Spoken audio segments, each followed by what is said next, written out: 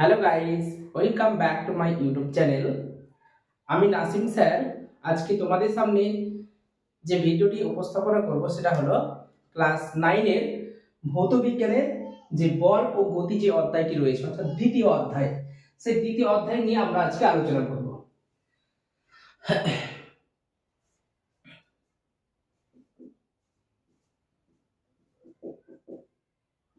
তো দ্বিতীয় অধ্যায়ে কি আছে? দ্বিতীয় অধ্যায়ে আমাদের যেটা আছে সেটা হলো বল ও গতি। তো আজকে আমাদের আলোচ্য বিষয় হলো বল ও গতি নিয়ে। তার আগে আমি এই চ্যাপ্টারটি শুরু করার আগে এই বল ও গতি যে অধ্যায়টি রয়েছে এই অধ্যায়ে কোন কোন বিষয়গুলো আমরা জানবো এবং কোন কোন বিষয়গুলোর উপর বেশি করে গুরুত্ব দেব সে সমস্ত বিষয়গুলো আগে আমি একটু ক্লিয়ার করে দিই, ঠিক আছে? কারণ এই চ্যাপ্টারটি একটু দীর্ঘায়িত চ্যাপ্টার, অর্থাৎ একটু বড় চ্যাপ্টার। তো এই চ্যাপ্টারটা আমাদের খুব ধৈর্য ধরে পড়তে হবে এবং এই চ্যাপ্টারের যে সমস্ত গুরুত্বপূর্ণ বিষয়গুলো এখানে আছে সেই সমস্ত গুরুত্বপূর্ণ বিষয়গুলোকে আমরা বেশি করে ফোকাস দেব এবং তাছাড়া যে এক্সট্রা যেগুলো রয়েছে সেগুলো আমরা ফোকাস দেব। তো দেখো, আমাদের প্রথমে যেগুলো রয়েছে সেগুলো যে আমাদের যে গতি সম্পর্কে, যে কত ধরনের গতি রয়েছে সেই গতি সম্পর্কে কিছু তথ্য রয়েছে। হ্যাঁ, সেই গতিগুলো সম্পর্কে প্রথমে আমরা আলোচনা করব। দেখো, চ্যাপ্টারের নাম হলো বল ও গতি। অনেক সময় কি হয় যে কোনো একটা বস্তুকে বল দিলে তার মধ্যে গতি হয়, আবার কি বল প্রযুক্ত হলেও তার মধ্যে যে গতি হবে সেটা আমরা কিন্তু নিউটনের দ্বিতীয় গতি সূত্রে আমরা দেখেছিলাম, ঠিক আছে? যে বল প্রযুক্ত হলেই সে তার মধ্যে গতি সৃষ্টি হবে এমন কোনো কথা নেই, ঠিক আছে? তো দেখো, আমরা এখানে প্রথমে যে গতি সংক্রান্ত যে বিষয়গুলো রয়েছে সেইগুলো নিয়ে প্রথমে আমরা আলোচনা করব, ঠিক আছে? তো গতি বলতে এখানে দুই ধরনের গতি মেনলি বোঝাবে। সেটা হলো, একটা হলো চলন গতি, এক নম্বর হলো চলন গতি। তাহলে আমরা প্রথমে বলবো চলন গতি। এই চলন গতির কিছু প্রকারভেদ রয়েছে। চলন গতির প্রকারভেদ কোনগুলো? এই চলন গতি প্রধানত দুই ধরনের হয়। একটা হলো সরল রৈখিক গতি বা সরল গতি যেটাকে বলা হয়, এটা হলো সরল রৈখিক গতি। সরল রৈখিক গতি বা সরল গতি এটাকে বলা হয় সরল গতি। সরল গতি। তারপরে দুই নম্বরে রয়েছে যে বক্র গতি। বক্র গতি। তো এই দুই ধরনের গতি সম্পর্কে প্রথমে আমরা জানবো। দেখো, সরল রৈখিক গতি বা সরল গতি কোনটাকে বোঝায়? সরল রৈখিক গতি হলো যে কোন একটা বস্তু করা যখন কি করবে, একটা নির্দিষ্ট দিকে যখন কি করবে, এক স্থান থেকে অন্য স্থানের দিকে যাবে, অর্থাৎ কোন একটা বস্তুর যে সরল রৈখিক যে গতি দেখা যায় তাকে আমরা কি বলবো? সরল রৈখিক গতি বলবো। যে মনে করো কোন একটা বস্তু ধরো এরকম একটা পজিশনে আছে, তো এরকম একটা পজিশনে সে যেতে চাইছে, তাহলে সে যদি কি করে, একটা নির্দিষ্ট দিকে যদি সে কি করে, গমন করে, তাহলে এটাকে আমরা কি বলবো? সরল রৈখিক গতি বলবো, ঠিক আছে? এরপরে রয়েছে বক্রগতি। বক্রগতি কি? যখন কোন একটা বস্তু করার গতি যদি কি হয়, আঁকা বাঁকা পথে হয়, মানে এই বস্তুটাই মনে করো এখান থেকে এখানে যেতে চাইছে, তো সে এরকম ভাবে সে করছে, এরকম পজিশনে সে পৌঁছাচ্ছে, এই পজিশন থেকে এই পজিশনে পৌঁছাতে। কোন একটা বস্তু করার গতি যখন কি হয়, আঁকা বাঁকা পথে সম্পন্ন হয়, তখন তাকে আমরা কি বলি? বক্রগতি বলি, ঠিক আছে? এরপরে এই যে দুটো গতি আছে না, যে সরলরৈখিক গতি বা সরল গতি এবং বক্র গতি, এই দুটো মিলে যে গতিটা তৈরি হয় সেটা হলো মিশ্র গতি।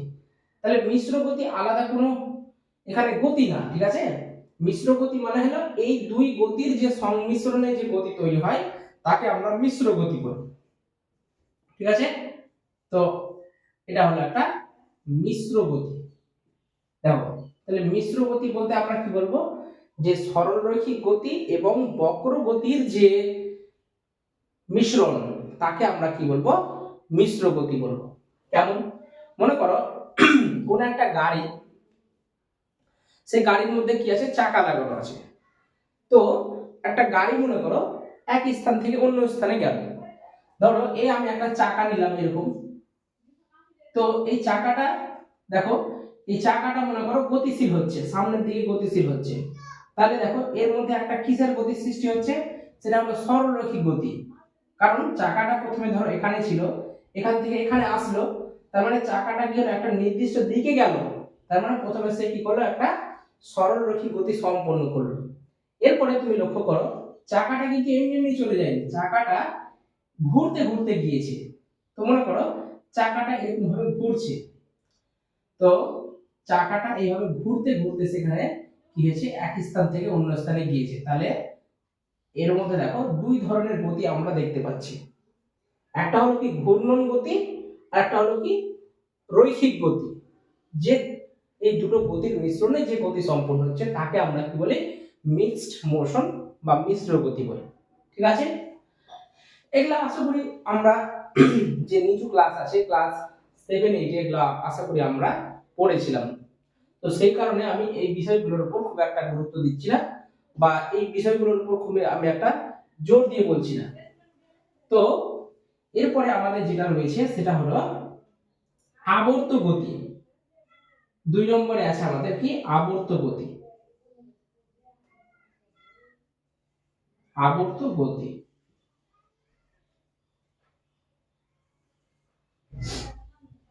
দেখো আবর্ত গতি, আবর্ত গতি কোনগুলো, এই আবর্ত গতিকে আবার দুই ভাগে ভাগ করা হয়।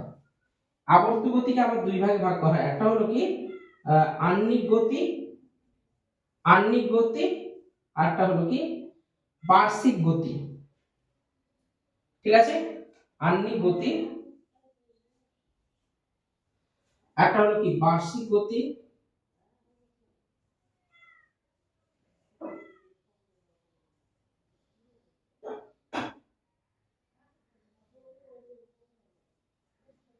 বার্ষিক গতি।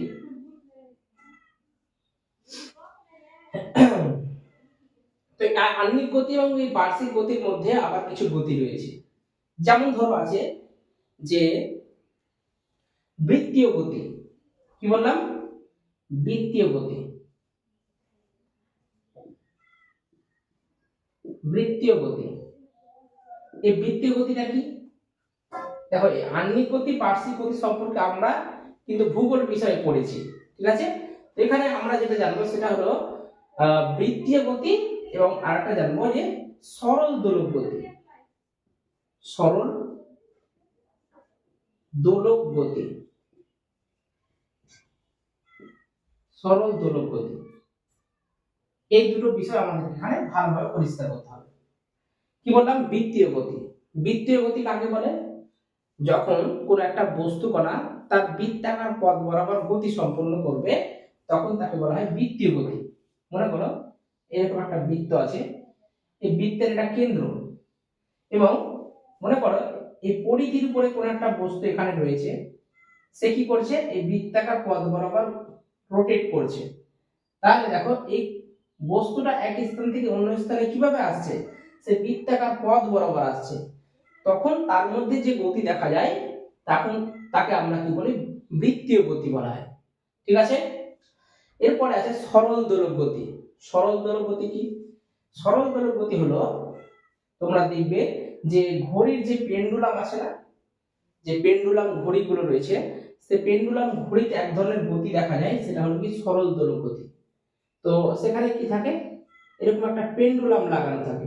মনে করো এটা একটা পেন্ডুলাম, ওই পেন্ডুলামের মধ্যে এক ধরনের গতি দেখা যায়। এটা কি হয়, একবার এইদিকে গতি সম্পন্ন হয়, একবার কি হয় এইদিকে গতি সম্পন্ন হয়, টু অ্যান্ড ফ্রো মোশন সে কমপ্লিট করে, একবার এই দিক একবার এই দিক।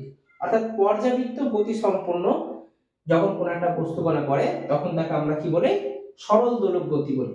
ঠিক আছে, দেখো নির্দিষ্ট সময় অন্তর অন্তর সে কি করছে, একবার এইদিকে যাচ্ছে একবার এইদিকে হচ্ছে, এরকম ধরনের যে গতিগুলো দেখা যায় তাকে আমরা কি বলবো, সরল দোলক গতি বলবো। ঠিক আছে, দেখো এই মোটামুটি এই যে বিষয়গুলো আছে এই বিষয়গুলো আমাদেরকে একবার একটু করে হলেও জানতে হবে।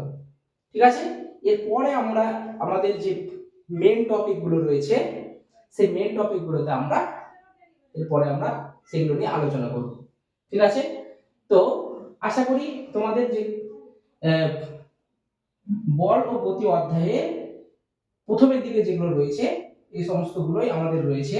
ঠিক আছে, সরলরৈখিক গতি, তারপর বক্র গতি, এই দুই গতির মিশ্রণে যেটা তৈরি হচ্ছে সেটা হলো মিশ্র গতি। হ্যাঁ, তারপরে বৃত্তীয় গতি, সরল দোলক গতি, এই সমস্ত জিনিসগুলো আমাদের প্রথমের দিকে রয়েছে। ঠিক আছে, এরপরে আমরা যেটা নিয়ে আলোচনা করব সেটা হলো এই অধ্যায়ের মেন মেন টপিক।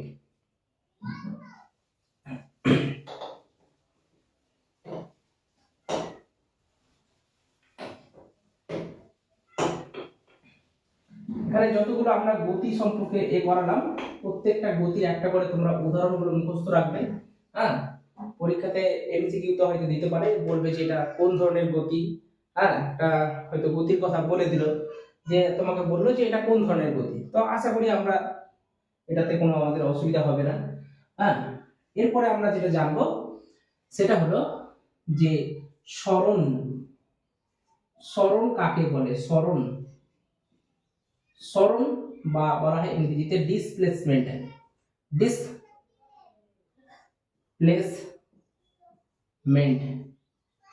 সরণ বা ডিসপ্লেসমেন্ট। তারপরে আমরা জানবো যে দ্রুতি। দ্রুতি কাকে বলে? দ্রুতি বা স্পিড, স্পিড কি? তারপরে যেটা আমরা জানবো সেটা হলো যে ভেলোসিটি বা বেগ। বেগ কি? বেগ বা ভেলোসিটি। তারপরে হলো অ্যাক্সেলারেশন বা ত্বরণ। ত্বরণ কাকে বলে? ত্বরণ বা অ্যাক্সেলারেশন, ACCLERATION, অ্যাক্সেলারেশন, ত্বরণ। তারপরে এই প্রত্যেকটা যে রাশিগুলো রয়েছে এই রাশিগুলোর ভিতরে আবার কিছু গল্প রয়েছে, সেগুলো আমরা জানবো। যেমন মনে করো দ্রুতির মধ্যে একটা সমদ্রুতি, একটা কি অসমদ্রুতি।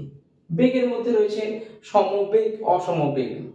ত্বরণের মধ্যে রয়েছে সমত্বরণ অসমত্বরণ। ঠিক আছে, এগুলোকে আবার পরে ভাগ করা হয়েছে। তো প্রথমে আমরা এই সমস্ত বিষয়গুলো প্রথমে জানবো। এরপরে যেটা জানবো সেটা হলো যে এগুলো থেকে অনেক সময়, যেমন ধরো বেগ সময় লেখচিত্র হবে, তারপর দ্রুতি সময় লেখচিত্র, ত্বরণ সময় লেখচিত্র। ঠিক আছে, তারপরে জানবো যে এই এই অধ্যায় থেকে আমাদের বেশ কয়েকটা ফর্মুলা রয়েছে, সেই ফর্মুলাগুলো আমরা এক এক করে প্রতিষ্ঠা করব। ঠিক আছে, এরপরে সেগুলোকে আমরা গ্রাফিক্যালি কিভাবে দেখাবো, সেগুলোকে গ্রাফিক্যালি কিভাবে প্রুভ করা যায়, প্রমাণ করা যায়, সেগুলো আমরা এই অধ্যায়ে করব। ঠিক আছে, তো তার আগে আমরা সরণ, দ্রুতি, বেগ, ত্বরণ এই চারটি জিনিস আমরা খুব ভালো করে আগে ডিসকাশন করব। ঠিক আছে, কারণ এই চারটি জিনিসের উপর ভিত্তি করে আমাদের এই টপিকটি মেইনলি রয়েছে। ঠিক আছে, তো প্রথমে দেখো আমরা কি লিখেছি, সরণ বা ডিসপ্লেসমেন্ট বলতে কি বোঝায়। দেখো আমরা সরণ বা ডিসপ্লেসমেন্ট যদি জানতে চাই সেটা আমাদেরকে এরকম ভাবে মনে রাখতে হবে। সরণ বা ডিসপ্লেসমেন্ট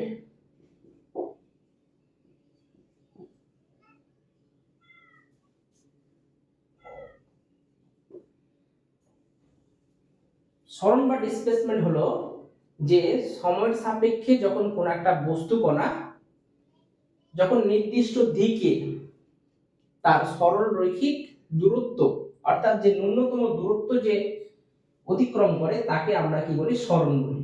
কেমন, মনে করো এই পজিশনে কোনো এক ব্যক্তি আছে, সে এরকম ভাবে বি পজিশনে সে যেতে চাইছে, সে বি পজিশনে যেতে চাইছে। সে মনে করো প্রথমে এরকম ভাবে সে সম্পন্ন করবে তার গতিটা, যে এইভাবে সে এ থেকে বি তে গেল। এরপরে সে কি করলো, সরাসরি এইভাবে গেল। এরপরে আরেকবার সে এইভাবে গেল। তাহলে দেখো তার গন্তব্যস্থল হলো এ থেকে বি। সে কিভাবে যেতে পারছে, সে তিন রকম ওয়েতে বা তিন রকম পদ্ধতিতে এ থেকে বি তে যেতে পারছে। তাহলে দেখো এখান থেকে এখানে আসতে গেলে তাকে একটা সময় লাগবে, সেই সময়টাকে আমরা কি বলছি, টি সময়। ঠিক আছে, তো এ থেকে বি তে পৌঁছাতে একমাত্র আমরা দেখতে পাচ্ছি যে মিডিলের যে রাস্তাটি রয়েছে সেখানে কম সময় লাগে, এবং এই দূরত্বটাই হলো কি সর্বনিম্ন দূরত্ব। অর্থাৎ সর্বনিম্ন যে সরলরৈখিক দূরত্ব যখন কোনো একটা বস্তু কণা অতিক্রম করে তখন তাকে আমরা কি বলি, সরণ বলি। ঠিক আছে, এই সরণের যে এককটা হয়, অর্থাৎ সরণের যে এসআই একক, সরণের যে এসআই একক হয় সেটা কি হবে, এসআই পদ্ধতিতে হবে মিটার। কারণ সরণ একটা দূরত্বকে বোঝাচ্ছে, সরণ যেহেতু দূরত্বকে বোঝাচ্ছে সেই জন্য সরণের এসআই একক কি হবে, মিটার হবে। কারণ এখান থেকে এইটুকুটা জাস্ট শুধু একটা দূরত্বকে রিপ্রেজেন্ট করছে, সেই জন্য সরণের এসআই একক হবে মিটার। এবং সিজিএস একক কি হবে, সিজিএস একক তোমরাই কমন করে বলতে পারবে, সিজিএস হবে সেন্টিমিটার বা সেমি। ঠিক আছে, সেন্টিমিটার।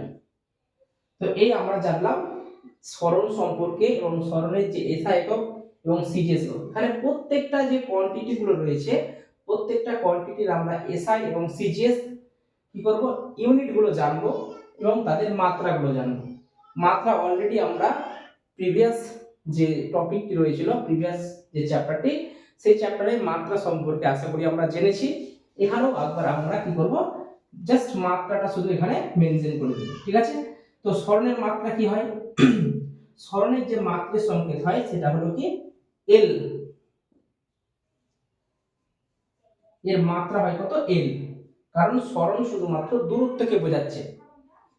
এখানে দূরত্ব দেখো সবগুলোই দূরত্ব, এটাও কিন্তু দূরত্ব, এটাও দূরত্ব, কিন্তু কি এই দূরত্বটা এখানে কি সবথেকে ক্ষুদ্রতম এবং সেটা কি সরল রৈখিক, সেই জন্য আমরা সেটাকে কি বলছি, সরণ বলছি। মানে সরণের ডেফিনেশনে তোমাকে এই দূরত্বটা সবথেকে ন্যূনতম দূরত্ব নিতে হবে এবং সেই দূরত্বটা যাতে সরল রৈখিক দূরত্ব হয়। একমাত্র সরল রৈখিক দূরত্বতেই শুধুমাত্র কি হয়, ন্যূনতম এবং কি সেটা সরল রৈখিক দূরত্ব আছে। ঠিক আছে, তাহলে এই হলো আমাদের সরণ সম্পর্কে বিস্তারিত আলোচনা। এই সরণকে কি করা হয়, সরণ যেহেতু দূরত্ব তাকে এস দ্বারা প্রকাশ করা হয়। ঠিক আছে, সরণকে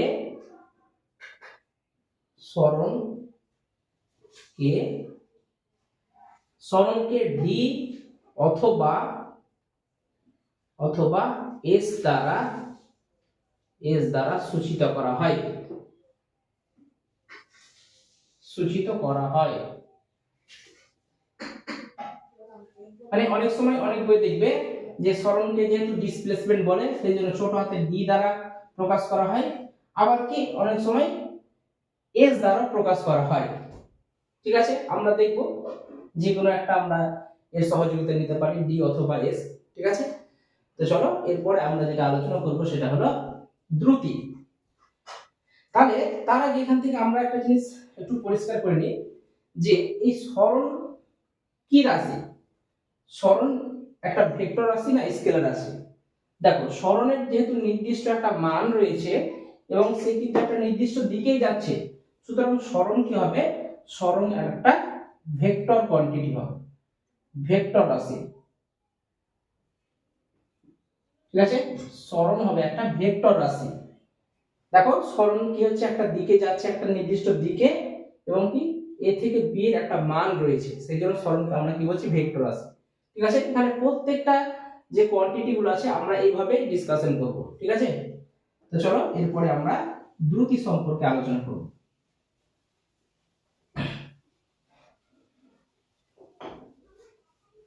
তাহলে এরপরে আমরা যেটা আলোচনা করব সেটা হলো দ্রুতি। দ্রুতি কাকে বলে, দ্রুতি বা স্পিড।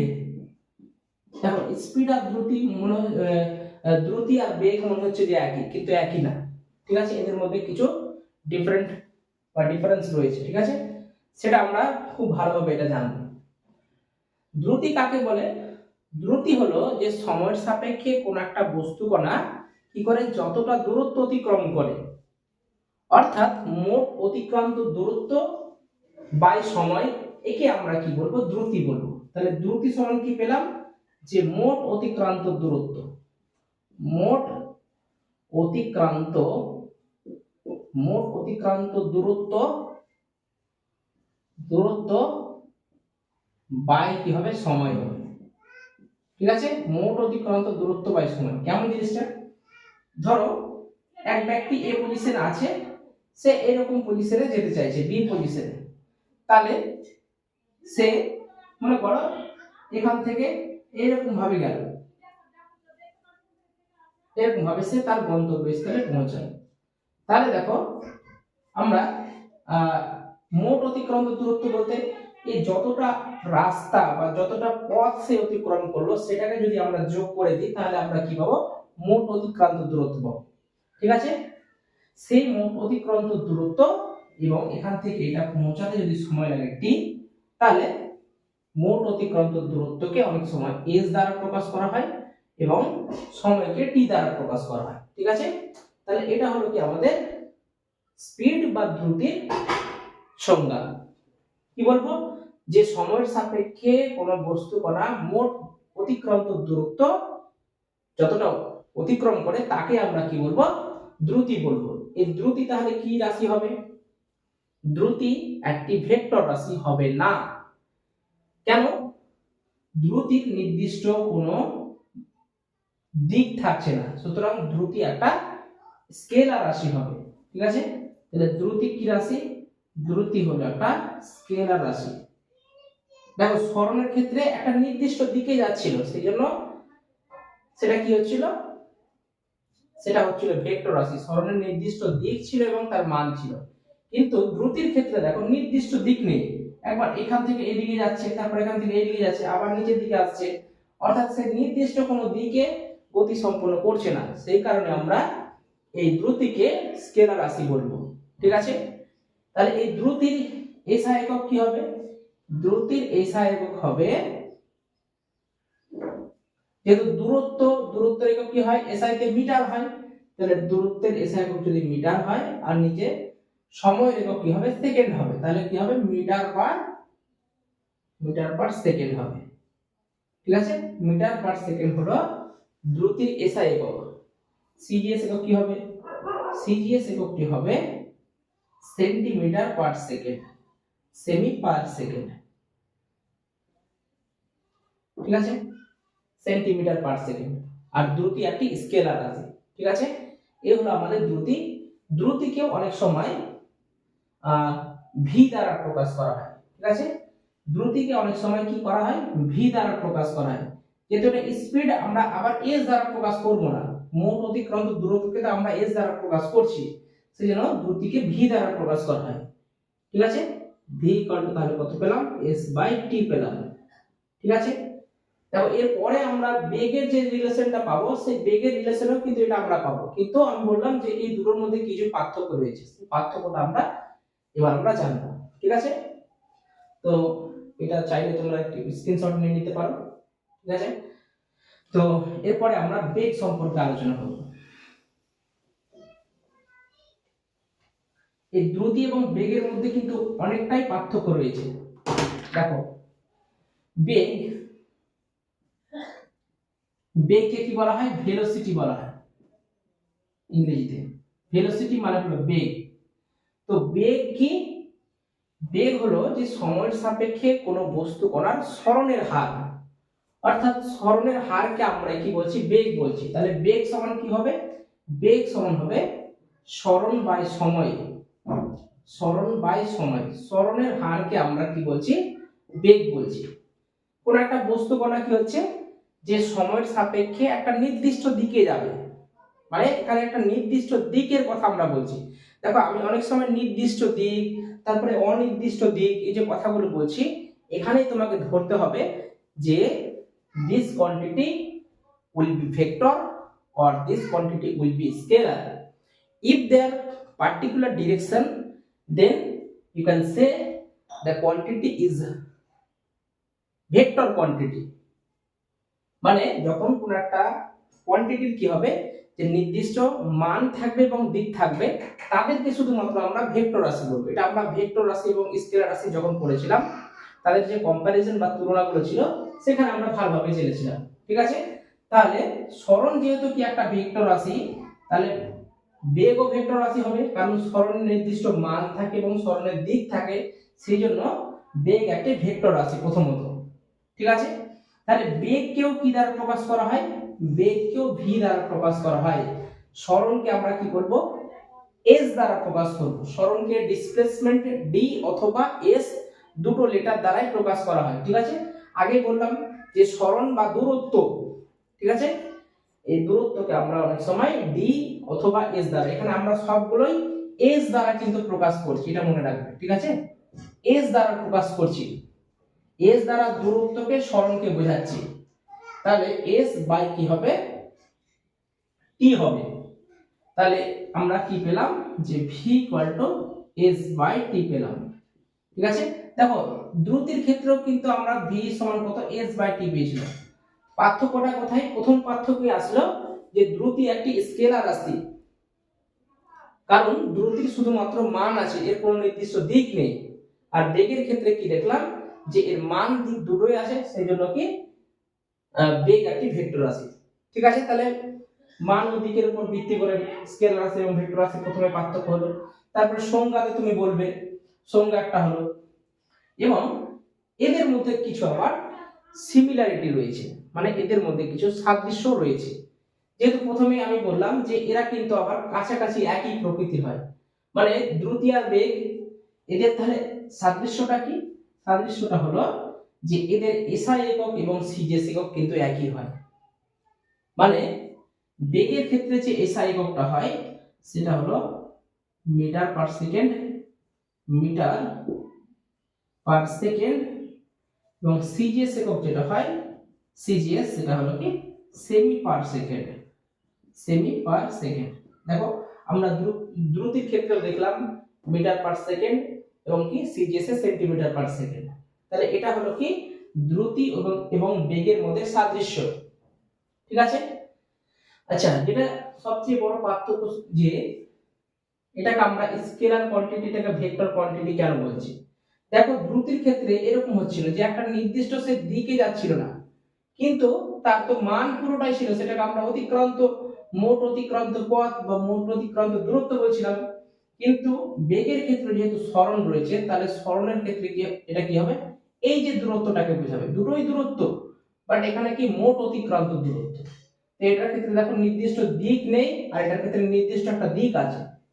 ঠিক আছে, বোঝা গেছে? এটাই হলো দ্রুতি বেগের মধ্যে মেন পার্থক্য।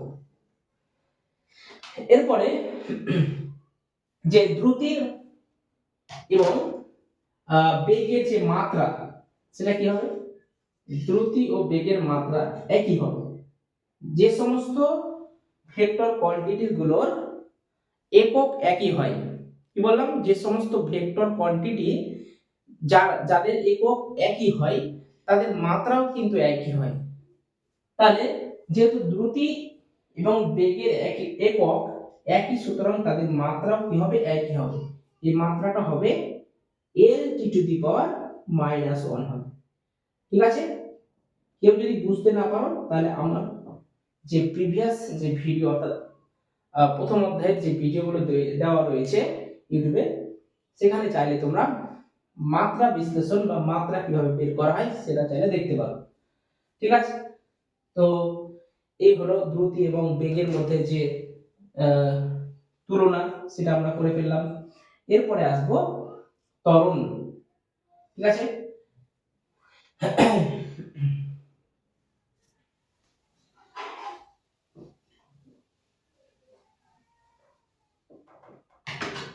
এরপরে আমরা ত্বরণ নিয়ে আলোচনা করব।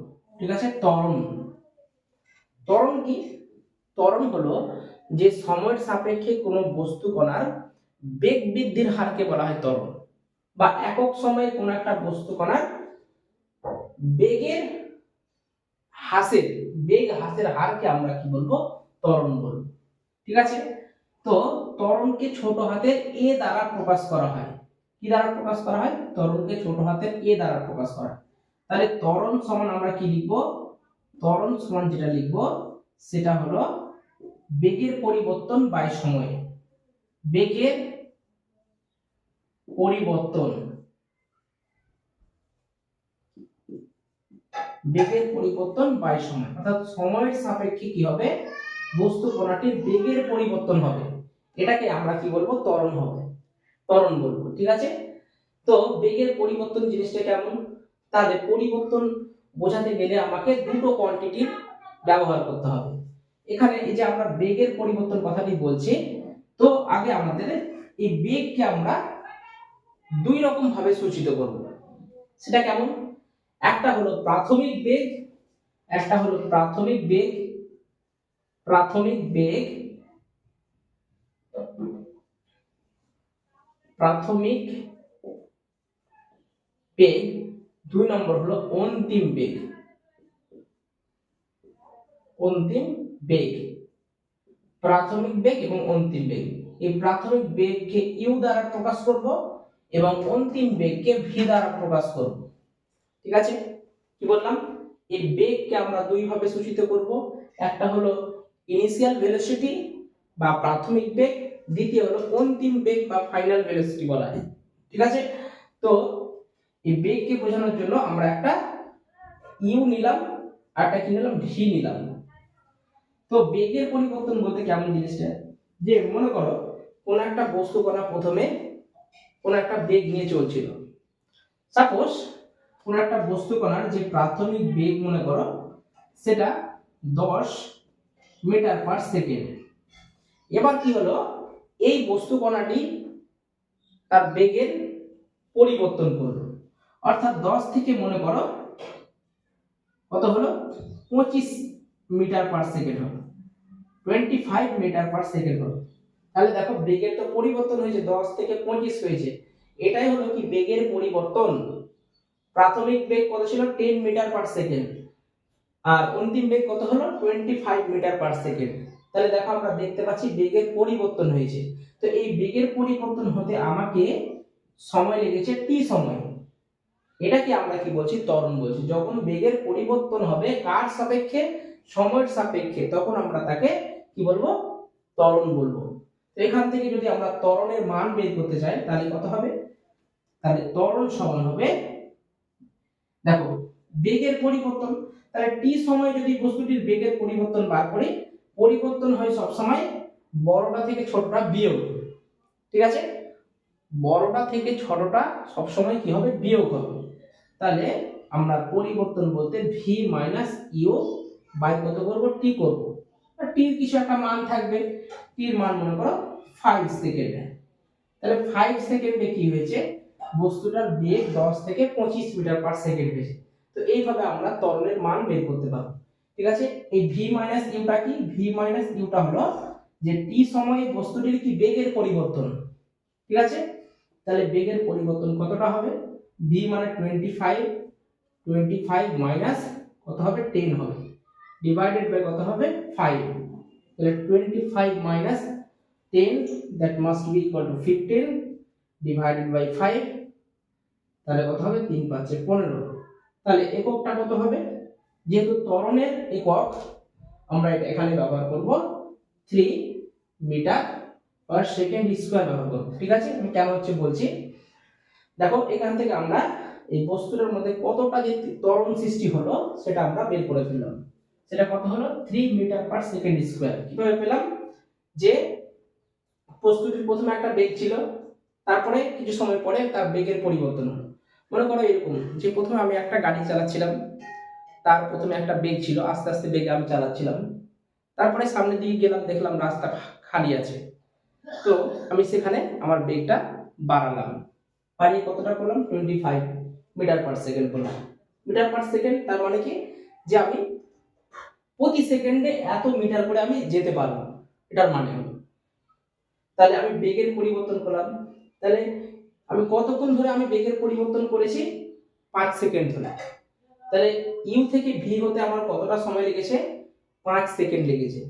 তাহলে ওই জন্য আমরা এটাকে ভি মাইনাস ইউ করেছি, অর্থাৎ বেশি থেকে আমরা সবসময় কমটা যদি আমরা বিয়োগ করি তাহলে আমরা বেগের পরিবর্তনটা পেয়ে যাই, এই জন্য আমরা ভি মাইনাস ইউ করেছি বাই কি টি, এটা বেগের পরিবর্তন বাই সময়।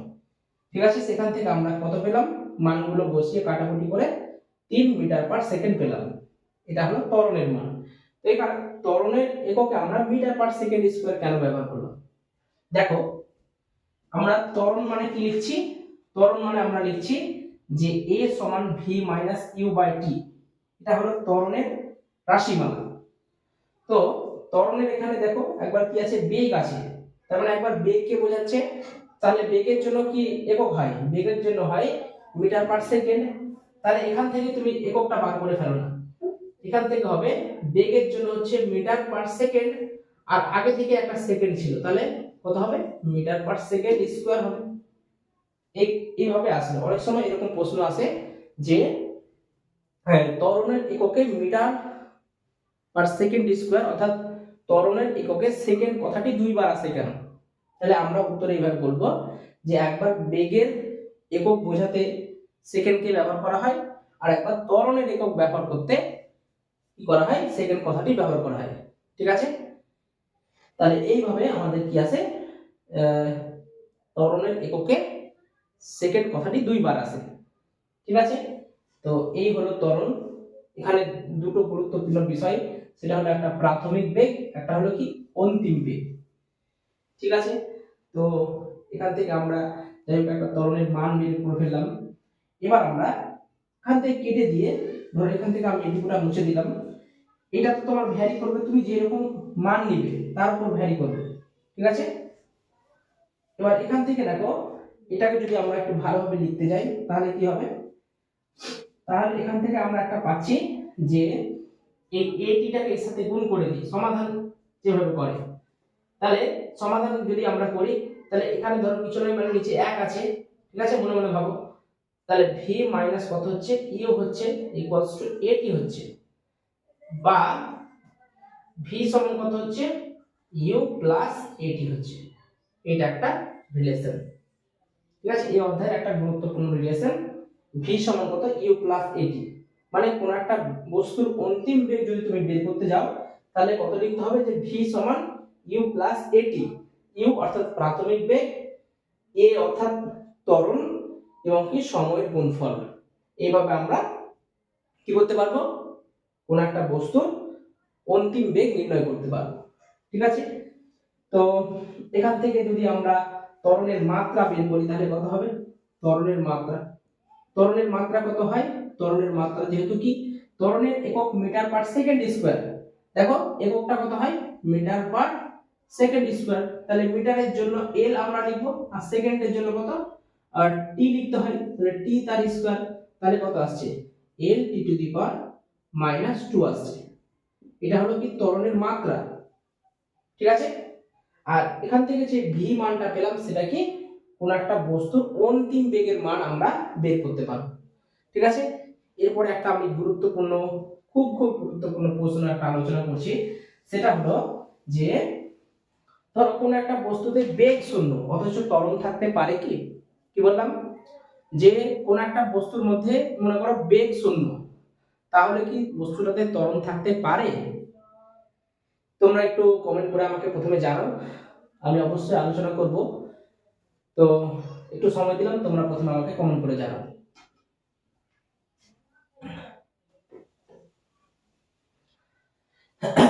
দেখো কোন একটা বস্তুতে আমি কি বললাম, যে বেগ শূন্য অথচ ত্বরণ থাকতে পারে কি? যারা যারা কমেন্ট করেছো হ্যাঁ, তাদের উত্তরটা ঠিক, আর যারা যারা কমেন্ট করেছো না, তাদের উত্তরটা হবে না। ঠিক আছে? তো যারা উত্তরে হ্যাঁ বললে তো কেন হলো, আর যারা নাই বা বললে কেন তাদেরটা না হলো, সেটা নিয়ে আমি বিস্তারিতভাবে আলোচনা করব। ঠিক আছে? তো দেখো আমি বলছি যে বেগ শূন্য, বেগ শূন্য, বেগ কত? শূন্য, অথচ অথচ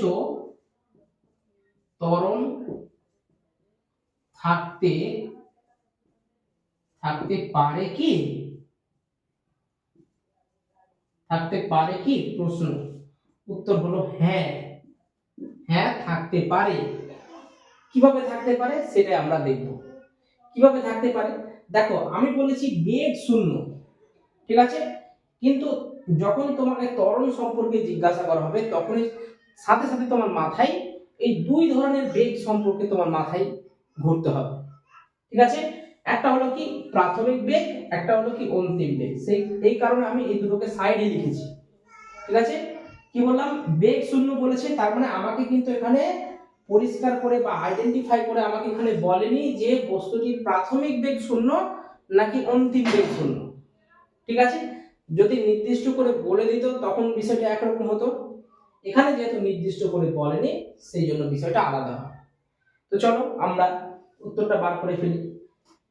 দেখো, বেগ শূন্য তার মানে এখানে হয় ইউ বেগটা শূন্য অথবা ভি বেগটা শূন্য। তুমি মনে করো কোন একটা বস্তুকে কি করেছো, উপরের দিকে ছুড়ে দিয়েছো, একটা বলকে ভূমি থেকে উপরের দিকে ধরো আমরা ছুড়ে দিলাম, এই ধরনের একটা বস্তু আছে বা বল আছে, এভাবে উপরের দিকে আমরা ছুড়ে দিলাম, তাহলে কি হবে, বস্তুটা সাপোজ তুমি এখান থেকে, এটা মনে করো ভূমি, ভূমি থেকে উপরের দিকে একটা বস্তুকে তুমি ছুড়ে দিয়েছো, সেই বস্তুটা মনে করো কোন একটা বেগ নিয়ে যাচ্ছে, ধরো ইউ প্রাথমিক বেগ নিয়ে উপরের দিকে যাচ্ছে, তাহলে এই ইউ বেগের কিছু একটা মান থাকবে, তারপরে একটা ম্যাক্সিমাম হাইটে বস্তুটা কি হবে যাবে। ম্যাক্সিমাম হাইট মানে একটা বস্তুকে যখন আমরা উপরের দিকে ছুড়ি তখন বস্তুটা যতটা দূরত্ব পর্যন্ত যায় সেটাকে আমরা কি বলি, ম্যাক্সিমাম হাইট বলি। উইথ রেসপেক্ট টু গ্রাউন্ড, মানে গ্রাউন্ডের রেসপেক্টে এটাকে আমরা কি বলি, ম্যাক্সিমাম হাইট বলি। তাহলে ধরো এতদূর পর্যন্ত বস্তুটা পৌঁছালো, এরপরে কি করবে, বস্তুটা তো আবার নিচের দিকে যাবে না, তাহলে এইভাবে ধরো বস্তুটা আবার নিচের দিকে পড়তে শুরু করলো, তাহলে at the maximum position the velocity will be 0, তাহলে এই পজিশন আমরা যে ভেলোসিটিটাকে ডিনোট করব সেটা হলো v, কারণ আমরা u তো আগে ডিনোট করেছি, তাহলে নেক্সট যে ভেলোসিটিটা আমরা ডিনোট করব সেটা হলো v, কোথায়, at the maximum position, at the maximum position velocity, অর্থাৎ final velocity will be 0, final ভেলোসিটিটা 0 হবে। তারপরে কি হবে, আবার বস্তুটা একটা বেগ নিয়ে আবার পড়তে থাকবে। তাহলে এখানে আমরা এবার ত্বরণ যদি বের করতে যাই, তাহলে ত্বরণ কি হবে, ত্বরণ হবে v minus you by T হবে, কারণ ত্বরণের ডেফিনেশনে আমরা ডেফিনেশনে বা ত্বরণের যে সমীকরণটা পেলাম সেখানে কি ছিল, ত্বরণ সমান v minus you by T ছিল। এবার তুমি দেখো v সমান কত, 0, কারণ ফাইনাল ভেলোসিটি সেটা 0, 0 মাইনাস ইউ বাই কত টি, এই টি তো কখনো 0 হতে পারে না, সময় তো 0 হবে না, সেই কারণে এখানে আমরা কত পেলাম, 0 অর্থাৎ 0 মাইনাস ইউ বাই টি, তার মানে you minus you by T. দেখো এখানে আমরা একটা কি পেলাম, মাইনাস সাইন পেলাম, অর্থাৎ minus sine you by T, তার মানে তো ত্বরণ তো থাকছে, ত্বরণ তো 0 না, মাইনাস ইউ বাই টি তার মানে ত্বরণ থাকছে, যখন এটার মান 0 হয়ে যাবে তখন আমরা বলবো যে ত্বরণ থাকতে পারে না, কিন্তু মাইনাস ইউ বাই টি তার মানে ত্বরণ থাকছে। সেই ত্বরণটা কেমন, সেই ত্বরণটা হলো ঋণাত্মক ত্বরণ, দ্যাট ইজ কল্ড রিটারডেশন। কি বলা হয়, এটাকে বলা হয় ইংরেজিতে রিটারডেশন বা মন্দন বলা হয়। তাহলে এই ত্বরণ কিন্তু দুই ধরনের হয়, কি বললাম, এই ত্বরণ দুই ধরনের হয়, একটা হলো ধনাত্মক ত্বরণ আর একটা হলো ঋণাত্মক ত্বরণ। যখন কি হবে, সময় সাপেক্ষে কোনো বস্তু কণার বেগ হ্রাস পাবে, কি হচ্ছে, যখন সময়ের সাপেক্ষে কোনো বস্তু কণার বেগ হ্রাস পায়, অর্থাৎ বেগ হ্রাসের হারকে আমরা কি বলি, মন্দন বলি, ঠিক আছে? তাহলে যখন সময়ের সাপেক্ষে কোনো একটা বস্তু কণার বেগ হ্রাস পাবে তাকে আমরা মন্দন বলবো, আর তার যে মানটা পাবো সেটা হলো ঋণাত্মক, সেই জন্য মন্দনকে কি বলা হয়, ঋণাত্মক ত্বরণ বলা হয়, ঠিক আছে? মন্দনের ক্ষেত্রে সব সময় মানটা কি আসবে, নেগেটিভ আসবে, আর সেটাকে বলা হয় কি, ঋণাত্মক ত্বরণ। আর ধনাত্মক ত্বরণের ক্ষেত্রে কিন্তু মানটা অলওয়েজ পজিটিভ আসবে। মানে এখানে আমরা v মাইনাস ইউ করে যে মানটা পাই, অর্থাৎ প্রথমে আমি যে উদাহরণটা দিলাম 3 মিটার পার সেকেন্ড স্কয়ার হচ্ছিল, সেখানে কিন্তু 3 মিটার পার সেকেন্ড স্কয়ার, অর্থাৎ একটা পজিটিভ ভ্যালু পাচ্ছিলাম, সেটাকে আমরা কি বলবো, ধনাত্মক ত্বরণ, ঠিক আছে? তাহলে বোঝা গেল যে কোন একটা বস্তুর মধ্যে যদি বেগ শূন্য হয় তাহলেও কিন্তু ত্বরণ থাকতে পারে, কারণ বেগ, ত্বরণ মানে হলো বেগের পরিবর্তন। দেখো বেগের পরিবর্তন, তুমি বস্তুটিকে ইউ বেগে ছুড়েছিলে, ইউ এর তো কিছু একটা ভ্যালু থাকবে, তারপর ম্যাক্সিমাম পজিশনে গিয়ে বস্তুটার বেগ শূন্য হলো, তারপর আবার বস্তুটা সে পড়তে শুরু করলো নিচের দিকে, তাহলে এখানে বেগটা শূন্য, ম্যাক্সিমাম পজিশনে বেগটা শূন্য। ঠিক আছে, তো উত্তরটা এইভাবে বলবে। ঠিক আছে, তো আশা করি আমরা সরণ, দ্রুতি, তারপর বেগ, তারপর ত্বরণ, এই সমস্ত বিষয়গুলো আমরা জানলাম। তাছাড়াও একটা আমরা গুরুত্বপূর্ণ প্রশ্ন নিয়ে আলোচনা করলাম, এবং এদের যে প্রত্যেকটা কোয়ান্টিটির যে এসআই সিডিএস একক এবং এদের যে ডাইমেনশন হয় কি সেটা আমরা জানলাম। ঠিক আছে, এবং এখান থেকে আমরা দুটো গুরুত্বপূর্ণ বিষয় পেলাম। সেটা পেলাম যে ভি সমান কত, কিউ প্লাস এটি, আর এই বেগ বা দ্রুতি থেকে আমরা কি পেলাম, ভি সমান এস বাই টি, অর এটাকে আমরা কত লিখতে পারি, এস সমান ভিটি লিখতে পারি। ঠিক আছে, এটা হলো এই অধ্যায়ের প্রথম সূত্র, আর এটা হলো কি দ্বিতীয় সূত্র। এরপরে আমাদের আরো বেশ কয়েকটা সূত্র রয়েছে, যেমন ধরো এস সমান ইউটি প্লাস হাফ এটি স্কোয়ার, তারপরে আছে ভি স্কোয়ার সমান ই স্কোয়ার প্লাস 2as। হ্যাঁ, এই ধরনের সূত্রগুলো আমরা পরবর্তী ভিডিওতে আলোচনা করব। তো ঠিক আছে, আজকে এই পর্যন্ত থাক। তোমরা একবার এটাকে স্ক্রিনশট নিয়ে নিতে পারো। যদি ভিডিওটি ভালো লাগে তাহলে অবশ্যই ভিডিওটিতে একটি লাইক দিবে এবং চ্যানেলটিকে সাবস্ক্রাইব করবে, আমার পাশে থাকবে, যাতে আমি আরো বেশি ইন্সপায়ার হই এবং তোমাদের সামনে নতুন নতুন ভিডিওগুলো যেন আমি নিয়ে আসতে পারি। আজকে আমি খুব একটা জোরে কথা বলতে পারছি না, কারণ আমার একটু ঠান্ডা লেগেছে। যাই হোক, তো আশা করি আমরা টপিকগুলো খুব ভালোভাবে বুঝতে পারলাম। যদি কেউ আমার এই ভিডিওর মধ্যে পরিষ্কার করে বুঝতে না পারো তো অবশ্যই তোমরা কমেন্ট করবে, এবং যেই জায়গায় আমার বুঝতে অসুবিধা হয়েছে সেই জায়গাটা তুমি কমেন্ট করে প্রশ্ন করে আমাকে জানাবে, তাহলে আমি অন্য কোনো ভিডিওতে আমি সেটাকে তুলে ধরার চেষ্টা করব। ঠিক আছে, ওকে।